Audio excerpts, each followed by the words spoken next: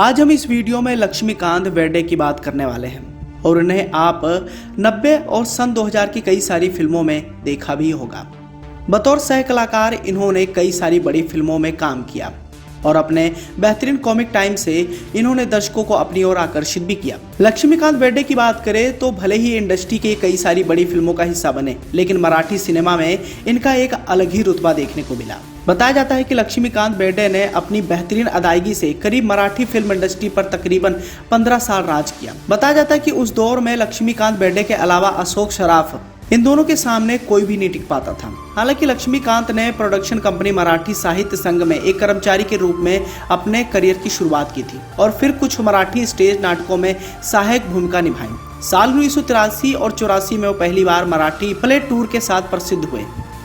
जन्म से अगर शुरुआत करें तो लक्ष्मीकांत बेर्डे का जन्म 26 अक्टूबर 1954 को मुंबई में हुआ था। स्कूल और कॉलेज की पढ़ाई के दौरान ये कई सारे ड्रामा में हिस्सा भी लेने लगे और इस दौरान उन्होंने कई सारे पुरस्कार भी जीते। बताया जाता है इसके बाद मुंबई मराठी साहित्य संघ में इन्होंने काम करना शुरू कर दिया। मराठी साहित्य संघ में एक कर्मचारी के रूप में काम करते हुए लक्ष्मीकांत बेर्डे ने मराठी मंचीय नाटकों में छोटी छोटी भूमिकाएं निभाना शुरू कर दिया।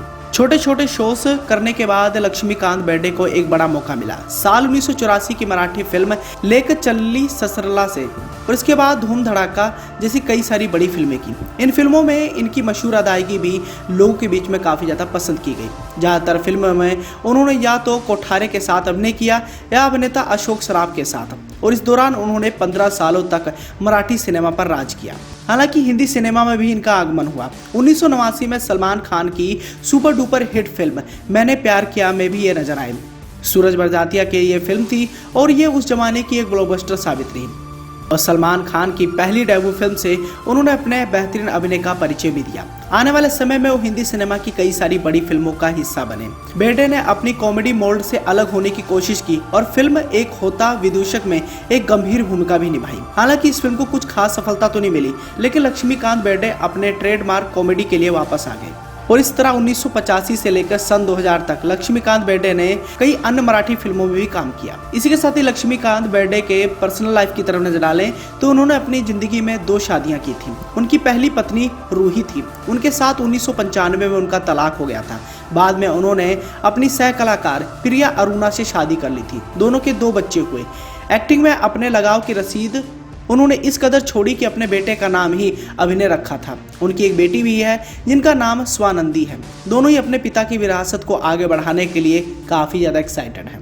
हालांकि 16 दिसंबर 2004 को किडनी की बीमारी के कारण मुंबई में ही लक्ष्मीकांत बेर्डे का निधन हो जाता है और इस तरह बॉलीवुड और मराठी सिनेमा का एक बड़ा कलाकार अस्त हो जाता है। आज भी उनके फिल्मों में किए गए कैरेक्टर्स को लोग बहुत ज़्यादा पसंद करते हैं।